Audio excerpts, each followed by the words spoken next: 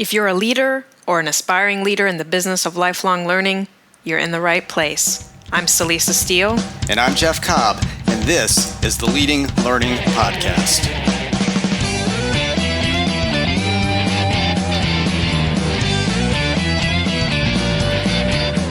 Hey there, and welcome to episode 112 of the Leading Learning Podcast.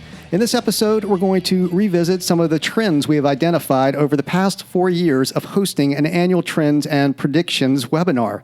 Our fifth annual webinar is coming up on December 7th, so this seems like a good time to see how things are going with the trends and predictions that we've offered in the past. Before we do that, though, we want to highlight a resource, and we also want to introduce a new initiative that we've launched. So first, for the new initiative, we've mentioned in recent episodes that we're collaborating with the folks at 100 Reviews to launch a new Review My LMS site. That site is now ready to go, and the first stage of making it as valuable as possible is to collect reviews. So it works like this. If you have experience working with a learning management system, and if you go and contribute a review to the site, you get access to all of the other reviews on the site at no charge. As part of introducing Review My LMS, however, we want to offer an additional incentive.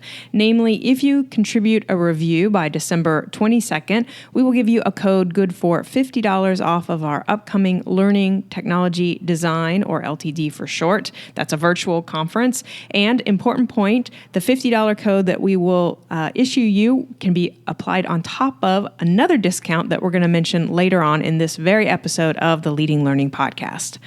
The review process is really straightforward. Just go to reviewmylms.com, click Give a Review, and follow the instructions for completing the brief questionnaire. You're going to get the satisfaction of helping out your peers and other organizations in the learning business community, and we will follow up to provide you with a $50 discount code for Learning Technology Design 2018. And while we're on the topic of Review My LMS, we want to be sure to thank the founding sponsors of the site. We feel like the ability to get high-quality, dependable reviews from peer organizations has been a gap in the association and broader learning business market for a long time. So we're really excited to know that it's soon going to be filled with support from the following companies: Community Brands, Digitel, Next Thought, and Web Courseworks. And we'll link to each of those companies from the show notes for this episode at leadinglearning.com/episode 112. And if you're looking for an LMS, we really encourage you to visit these companies and see what they have to offer.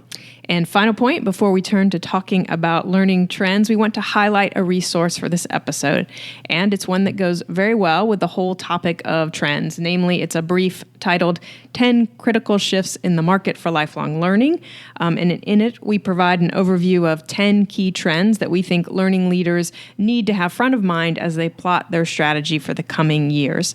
You can download a copy simply by going to the show notes for this episode, and you'll find those show notes at leadinglearning.com/episode 112.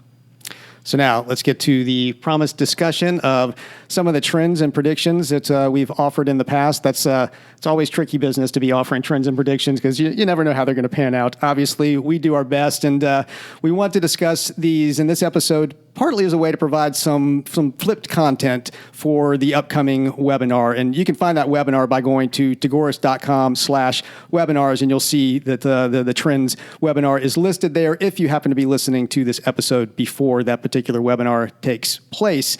But we've found it helpful in past versions of that webinar to talk about the trends and predictions that we've made before, and that just helps to give a little bit of background, a little bit of context, just a way for webinar attendees to kind of understand where we're coming from and what we've covered before and why we might not be covering it again. So we're offering this as flipped content to webinar attendees.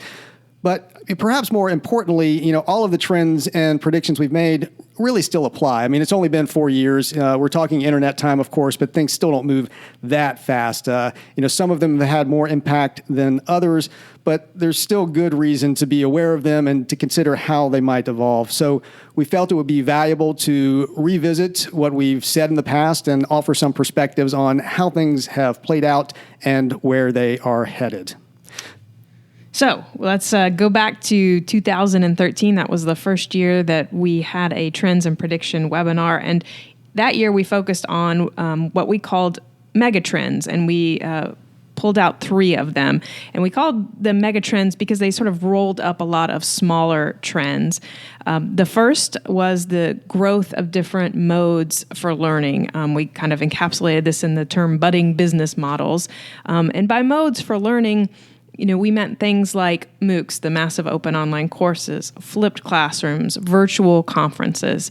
And these new modes of learning made new business models possible, and they gave us new ways to monetize learning. So that was the first of the 3 megatrends. The second megatrend we highlighted in 2013 was e-learning, and we had a little asterisk after the E because this E doesn't stand for electronic, as it often does with e-learning, but it stands for entrepreneurial.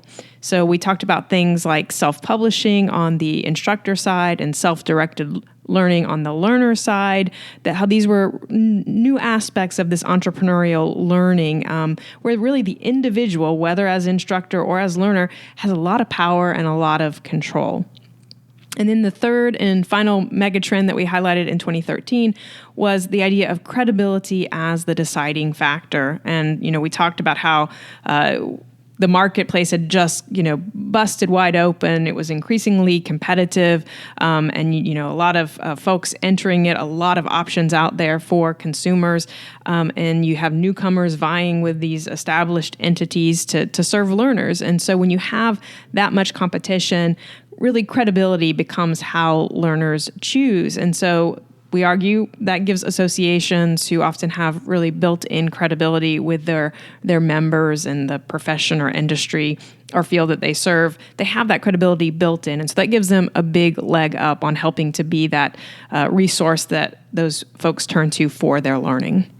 And so those were our trends in 2013, but then we always finish up the webinar by offering up some predictions. And these may be things that we think are going to happen, or maybe that we just hope are going to happen in the relatively near future. And so in 2013, we focused on 2 predictions and one that was really an anti-prediction.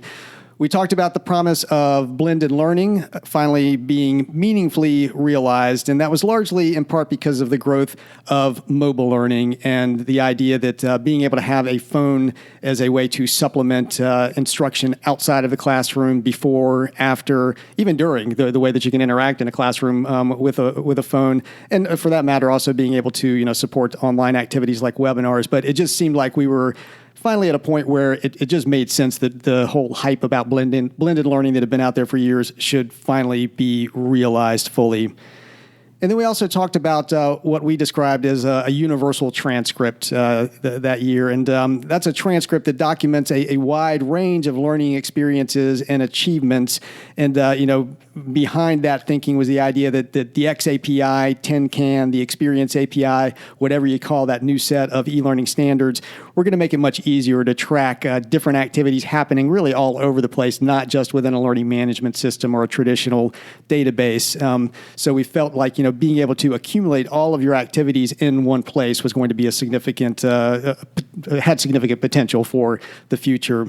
And then, as far as the anti-prediction that year, I think we wanted to be a little bit contrarian and say that, that the lecture will be alive and well and was going to survive the rumors of its death. 2013 was a year when the lecture as a format was really taking a beating. It continues to take a beating, but I don't think we hear quite as much about it as we did at one point. And, and here we are, of course, in 2017, on the verge of 2018. And as far as I can tell, the lecture is doing just fine at this point.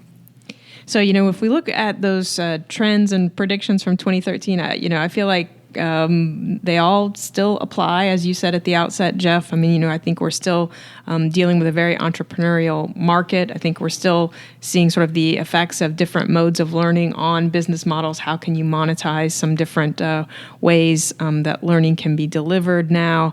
And, the blended learning and mobile learning taking off, the universal transcript. I feel like these are all still things that people are talking about. And so, I think, as you said, sometimes with our predictions, I think it's a little bit more about what we're hoping to see more focus on, But I do think that these all have remained factors that people are talking about.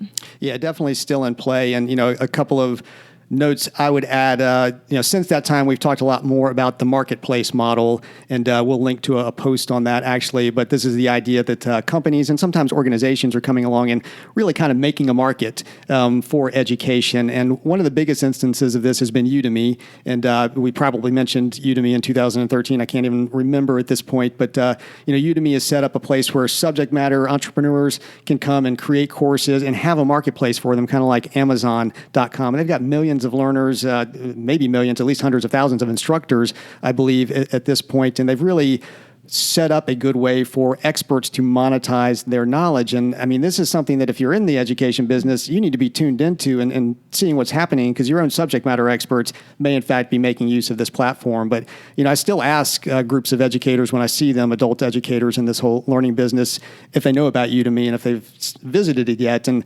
still too many people have not. I mean, and most of the people in a room that I'm talking to still will not have visited Udemy. So go to udemy.com and make sure you understand what's going on there.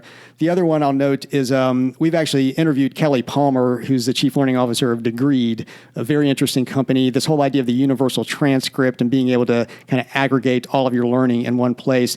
Degreed was kind of, out the gate, the company that really focused on that, and they've continued to evolve. And I'll actually mention them again when we talk about some of the other trends, because they've capitalized on multiple trends and predictions that we're going to cover in the podcast today.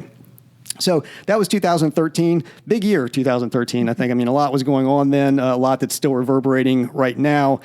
So in 2014, we again focused on three trends that rolled up some smaller trends. We tried to find sort of the themes that were behind some of the strands that were out there. So we talked about what we termed the validation industry that we felt was growing up at that point, and this encompassed things like competency-based learning, and encompassed things like that universal transcript, or what we also call a learning locker. At times, a place where you can get all of your learning in one place and be able to show it out to employers or whoever you need to show it to. And then nano degrees. Nano degrees started becoming a thing at this point, as one of the big MOOC providers, Udacity, really started to push in that direction much more. And we also talked about small being beautiful, which, that picked up on nano degrees. It also picked up on what has become kind of the trend of trends. And we're going to talk about this one some more at the beginning of our upcoming webinar, and that's microlearning. Microlearning was really sort of getting its foothold that year, and obviously has grown since then. And then the third trend that we highlighted in 2014 was what we called the impact imperative. And, the idea here was that there's a growing need for learning to have real, meaningful impact and to move the needle demonstrably in some way. People aren't going to pay just for information anymore. And this kind of goes back to the whole lecture thing, because most lectures tend to be a little too informational. They're not really designed for impact. Not that they can't be. They certainly can be. But, you need to be thinking about impact, particularly if you're going to be charging for learning and showing that your learning is actually making a difference. And related to that, we talked about the growth of learning analytics, which has been a buzz term for quite a while now. But learning analytics being one of the ways that you're actually going to demonstrate that impact. We also talked about concepts like, maintenance of certification and the emphasis on good learning design that's going to be needed to actually be in a position to show impact in the first place. So those were the trends from 2014. And in 2014, we offered two predictions.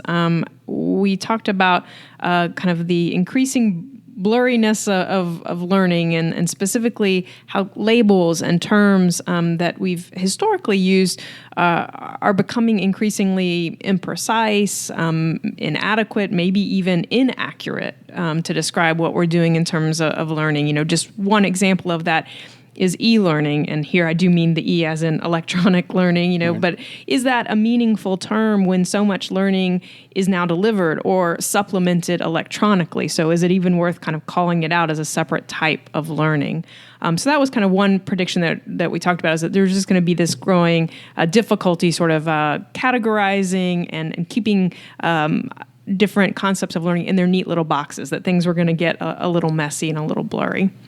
And then we also talked in 2014 about the rise of the machines. So this was basically the growth of artificial intelligence. That's definitely a trend that is continuing to grow at this point. And, we focus specifically on some of the implications for what does it mean for our learning when we do have artificial intelligence supporting us in the work that we do. So, if you're helping someone get better at their work, in their career, in their profession, in their field, what does it mean if a machine can start doing some of what we used to rely on people to do?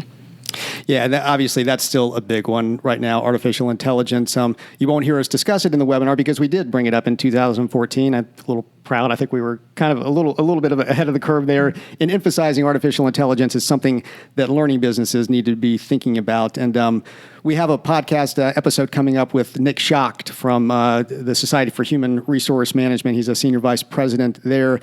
And we have an interesting conversation in the podcast about competencies and competency models. And he's very into adaptive learning and, being able to adapt to where a learner is to get her to the level of competency that she needs to be at. And I'd commented that artificial intelligence really is going to change what that level of competency is, because with artificial intelligence, a lot of the lower competency levels and increasingly higher levels of competency can be fulfilled in a particular field or industry by a machine that can step in and do that job. And I don't see that so much as a threat to human jobs as just a message that we need to rethink what the starting point is for humans and what the function of humans really is versus machines that have artificial intelligence driving them. So definitely going to continue to be a very big topic. The other one I'll note is, that whole impact imperative. That just gets more and more important. There's no way around that. It's something we've continued to focus on. It's a driver for why we came up with the learning business maturity model, which we'll link to as part of the show notes for this episode. And of course, the model puts together really everything you need to be an impactful learning business. Certainly one of the areas that it focuses on is capacity and building the capacity of your organization. And that's probably a great place to pause. And let's talk a little bit about an opportunity that we are providing for capacity building through our upcoming virtual conference.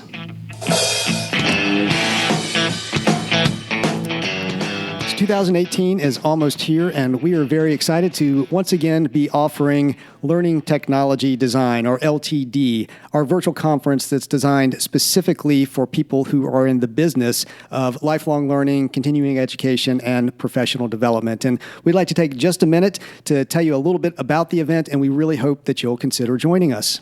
As in years past, we've put a big emphasis on reaching out to prospective attendees to find out the right topics to address at LTD.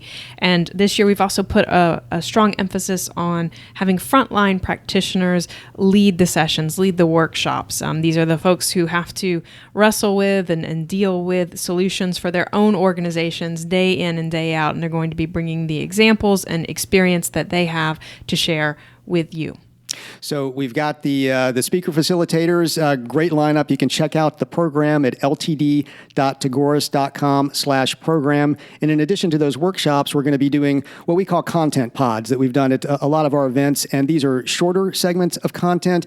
And we're excited about these because these are going to be really dynamic. We're getting the workshops set up well ahead of time and are going to plan those out thoroughly, have them aligned to learning objectives.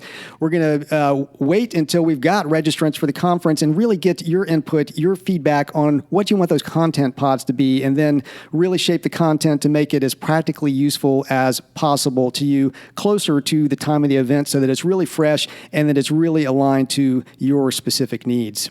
We're also going to be offering Q&A sessions every week of LTD, which is going to be basically a month-long event. We're spreading it out so that you can have as much time between sessions to begin to apply the ideas to your own work. On Fridays, we're going to have a Q&A with Jeff and me, with other attendees. It's going to be a chance for beyond Q&A, also for participant-driven discussion. So what is it that you're interested in talking about? That will be another opportunity beyond the content pods for you to really shape the experience of LTD. And then in addition to that, we're going to have an online community around the event so that you're able to communicate with peers, with the speaker facilitators who are leading the sessions, and then with us. And, not every listener is aware of it probably, but we've been doing this for a couple of decades now involved in this whole world of adult lifelong learning, the learning business. We've launched our own companies. We're learning providers ourselves, and we have consulted and advised with hundreds of organizations at this point. So we have some pretty good experience to share, and you'll have direct access to us during that month of learning technology design. So we encourage you to visit ltd.tagoras.com to find out more. That's where you can also reserve your spot. And we really hope that you will decide to be part of this remarkable experience. And if you do, be sure to use the code LTDpodcast to get $100 off. That's either for an individual registration or an organizational registration. And if you happen to go over to reviewmylms.com and leave a review there, you can use this $100 coupon code in addition to the $50 coupon code you will get as part of leaving a review there. So we hope to see you in February 2018 at Learning Technology Design. 2015, and that year we looked at two learning trends. The first trend we talked about was design thinking. And with design thinking, you have a future situation in mind. So you don't start with a specific problem, but you start with a future situation. And the goal is to really stimulate creative thinking and different approaches for how you might achieve that future situation. And we talked about how design thinking can be applied to learning, of course, and how, taking that sort of mindset where you're trying to kind of imagine how you get to an ideal or a more ideal future situation and what that might mean for how you design and develop learning. The second trend from 2015 was personalized learning. And so we talked about, this idea of really being able to tailor learning to an individual learner's specific strengths and needs and interests. And like so many of these trends, personalized learning has been around a long time. I mean, you can take, tutors as an old school example of personalized learning, that one-on-one. But we highlighted personalized learning in 2015 because technology, we felt, had really reached a tipping point with more sophisticated algorithms that make it possible to offer personalized learning on a large scale versus the more old-fashioned, human-driven, one-on-one type of personalized learning that can be so time and resource intensive and therefore expensive. So we felt like personalized learning had kind of come into its own, again, because of some technological advances. And then we offered two predictions, which really tied to those trends in 2015. So we talked about grand design learning. And so this was the application of design thinking specifically to the development of learning products and services that really drive the future of a field or industry. So thinking big in terms of really driving change within your particular field or industry and designing learning experiences with that in mind. And then we also talked about sort of on the opposite end, but also very design-driven, I guess, and that was the concept of boutique learning, which is the idea that there may be a resurgence of small-scale, highly specialized learning offerings that focus on the personal, the human, rather than the personalized or the technological. So, really getting to know your learner, your customer, but in a face-to-face or human-to-human communication rather than a human-to-machine sort of communication effort. And we did actually do a full podcast episode on grand design learning and on boutique learning. So we'll be sure to link to that as part of the show notes for this as well, just to give you a little more on those concepts. And so I know we are going to at least mention personalized learning in the upcoming webinar as one of the background trends at the beginning. We won't be going over everything that we're doing in this podcast. And obviously that's continued to gain ground since 2015. I still really like this idea of boutique learning, and that may be because we kind of feel like we do it ourselves with our symposium and other focused events that we might consider. I also feel like I participate in boutique type learning experiences more and more often. I'm actually really working on my public speaking right now to do more of that as part of what we do here at Tagoras. And as part of that, I'm participating, as you well know, in Michael and Amy Port's heroic public speaking program. program, which is kind of a graduate school boot camp that takes place over multiple months. Very intensive, very boutique, quite pricey because it is really personalized, really customized. But that's because of the human interaction with them that it's personalized and customized, and they really provide an experience that caters to where you are and where you want to go. And every single time you show up there, you have an amazing experience. And I think more events like that from learning providers are what's going to really represent the future, particularly when it comes to learning experiences that you can charge and charge well for, basically. I know you've come back from every time you've been at one of those in-person events as part of her public speaking, you've come back sort of really excited and energized, I think, by what has happened there and what's happened in the lead up to being there, of course, too. Definitely. They know their topic well, but they are also very, very good teachers, very good designers of learning experiences, very good learning business entrepreneurs. So that was 2015, and then 2016, we're getting close to the current day. We highlighted two trends again that year. The first of these was the increased focus on workforce development, and specifically tightening the link between lifelong learning and workforce development and workforce sustainability, really keeping the workforce where it needs to be over time. And, obviously, people are switching jobs more often than ever. People are switching careers or entering the workforce in different ways. Employers are increasingly concerned about whether they're getting the skills they need in the employees that they're bringing in. So it's become, much more of a front burner issue. And of course, trade and professional associations are really well positioned to help with that as sort of the keepers of the knowledge and skills within their particular field and industry. So we're starting to see many more organizations think actively about the role that they will play in workforce development, collaborating with different institutions to do that. This will actually feed into one of the trends that we're going to talk about in the webinar that's upcoming, because workforce development has continued to grow as an issue. We've done a couple of episodes where this factored in heavily, one with Scott Wiley, who's the president of the American Society of Association Executives. He's very big on this, both with ASAE and with the Ohio Society of CPAs, where he is the CEO.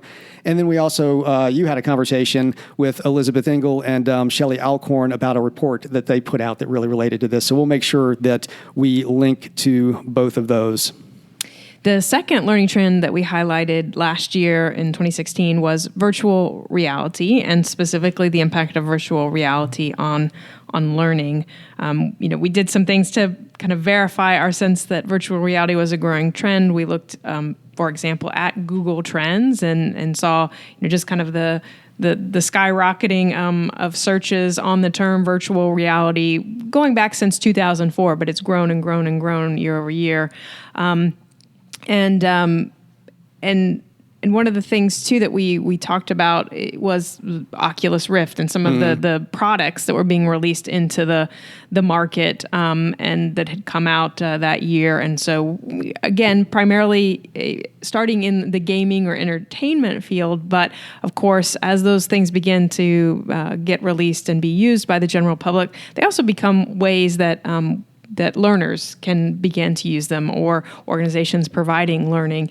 And while Oculus Rift is pretty expensive, we also noted that there are much cheaper alternatives, all the way down to just a few dollars with Google Cardboard, where you're taking an existing mobile phone and using it with a very simple add-on made out of cardboard, but it allows you to get a little bit of that virtual reality experience. So we felt like we were, again, kind of had hit a tipping point with virtual reality, where you had just sort of sheer volume, Google Cardboard being so cheap, and doing some partnerships with like the New York Times to just send out, hundreds of thousands of these viewers. And so then you begin to have applications that are being developed so that folks can take use of those.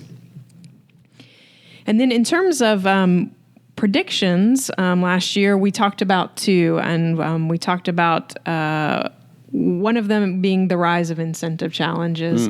And so incentive challenges are where you have different individuals or teams that are competing to solve a problem and then to win a prize. And incentive challenges, like personalized learning, like blended learning, like so many of the things we're talking about, have been around a long time. Back in the 16th century, the Spanish crown instituted a very large prize in the hope of discovering how to calculate longitude at sea. So, that's going back hundreds of years there. But we think incentive challenges are going to become increasingly important in years ahead because they give us sort of an interesting frame to put around learning. If we frame learning as courses and conferences or seminars, we're focused on solutions and products. But if we kind of wear the lens of incentive challenges, we're really focused then on defining the key problems first. What is it that is in the major challenge in our field or profession, or the major opportunity, and then then how do we get there, so that we don't jump to products or solutions, but we really think big picture. And so we talked about a few examples. X Prize might be one that folks are familiar with, but then there are some that are gaining traction in the learning space, in the association space. In fact, X Prize has an education-focused prize that they're putting out around getting children in developing countries to be able to teach themselves basic reading, writing, and arithmetic, using a device in the span of a year and a half. And that's an ongoing prize, going to be a winner, will be announced in 2019. But in the association space, we see things like Healthy Nurses, Healthy Nation, that when we've talked to Marla Weston, the CEO of ANA and the American Nurses Association, about that grand challenge. So we'll make sure to link to that in the show notes as well, so you can hear more about that initiative if you're interested. So that was one of the two predictions. We said sort of a rise of incentive challenges. I don't think we've really seen a huge growth this past year of those, but I still feel bullish that we will see an increase in that kind of thinking, that kind of sort of crowd wisdom approach to dealing with major issues. Well, it's less than a year later, too, so we still have ramp-up time on that particular prediction. I'll mention, too, that we did have an episode with the X Prize Foundation, so we need to be sure to link to that as well. We've got episodes related to a lot of this stuff. It helps drive, what we do here on the podcast, keeping track of these types of trends and predictions. And the prediction that I made last year that also has not fully come to fruition, this point, though I still stand by it and think it's got too soon, is the idea that there's going to be a market shakeup at some point soon. We've seen so many, particularly learning technology companies, enter into this learning business market, so trade and professional associations, but even more broadly, providing technologies and services that are meant to support market-facing learning and education businesses. And there's starting to be a glut of them. I think the supply is starting to get too high, and we're going to see some shakeout. We're going to see some acquisitions, smaller companies being bought up by larger companies merging to try to realize more value, and frankly, some companies going out of business at some point here. So, stay tuned. Make sure as you're dealing with the different providers who are out there that you're dotting your I's and crossing your T's in terms of doing some good background checking on them. You usually can't get at their financials. Most of these are still privately held companies, but find out what their customer service is like. Find out what they've been like, how they've been evolving, if they do seem to be evolving, if they seem to have some momentum, and certainly pay attention to those things, because it will come. We've seen it in the past with e-learning companies, and it's bound to happen again. So that was my prediction, at least last year. Well, I'll note too that a great resource too in dotting your I's and crossing your T's are review sites, like Review My LMS and other sites. We want to make sure that you go out and talk to others or hear how others who are interacting with these platforms, with these providers, what kind of experience are they having? That's right. ReviewMyLMS.com. Definitely get over there and leave a review. And even if you don't have a review to offer, we'll soon have it opened up so that there is a way to register and get access to reviews without necessarily contributing one.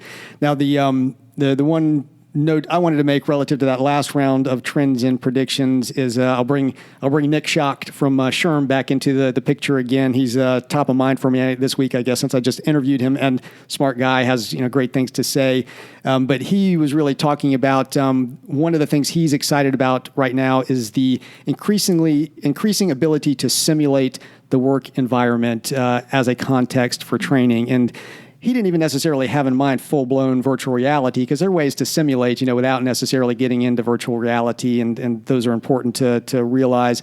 But certainly what virtual reality does promise, really being able to put people in context and having them in those situations where they're able to go through whatever behaviors, actions they need to as a learner, very, very powerful. And I think, we're just in very early days of that right now, but there's no way it's not going to be a significant factor going forward. Because we've known for a long time how valuable experiential learning is. That's right. And virtual reality and other tools just take us one step further down that path of really getting to the experience of learning and being able to apply that. So that's been a quick look back at the trends and predictions from the last few years. As you noted at the beginning, Jeff, these trends and predictions still apply. We feel like I don't think there's any of them that I would sort of throw out at this point. That said, the nature of learning is that many trends take a fair amount of time to run their course, and they evolve and they grow over the years, if not even over decades. And the predictions similarly will take some time to fully flower. But we expect all of these to continue to evolve, continue to grow, and so that's why we wanted to take the time to revisit. And of course, we wouldn't drag them out for an episode of the show if we didn't think they were something that everybody needs to return to and think about. Does this apply to my organization? Are we factoring it into our vision, into our strategy? Do we need to be? So, all of these are just good food for thought. This is, yet another episode where having multiple people listen and then have some conversations around it will be very valuable. You'll probably want to visit the show notes on this one because we've linked to a lot of other stuff. We are also attempting to shoot a video of this particular episode. So if that turns out, we will have that in the show notes as well. And we'll put some slides in and, do some things to help make this both visual as well as auditory. So definitely go get the show notes for this episode. All you have to do is go to leadinglearning.com/episode 112. And in addition to all the links that will be there that I've just referenced, you can download the 10 critical shifts in the market for lifelong learning brief that Celisa mentioned earlier. You'll also see a link for Review My LMS, which we've been talking about. And we certainly encourage you to go there and leave a review. And in return for your efforts, you will get that $50 discount code that you can apply on top of the code that we mentioned earlier in this episode for Learning Technology Design, our virtual conference that will take place in February 2018. While you're at leadinglearning.com/episode 112, you're going to see various options for subscribing to the podcast. And if you're getting value out of what you hear, we would be truly grateful if you would subscribe. And we would also be really grateful if you take just a minute to give us a rating on iTunes. It's not hard to do. You just go to leadinglearning.com/iTunes. It'll get you to the right place. Give us some stars, hopefully 5 stars. Leave just some brief comments about the podcast, but it helps others to know what the podcast is about, helps it come up in search engines for people who are looking for this type of content. And of course, it helps us feel good if we know that you do actually value the podcast and are tuning in and taking the time to give a review. So get over to leadinglearning.com/iTunes. And we hope you'll also consider telling others about the podcast. You can send out a tweet simply by going to leadinglearning.com/share. Or if tweeting isn't your thing, you can pick another social network or some other way to spread the good word. So thanks again, and we'll see you next time on the Leading Learning Podcast.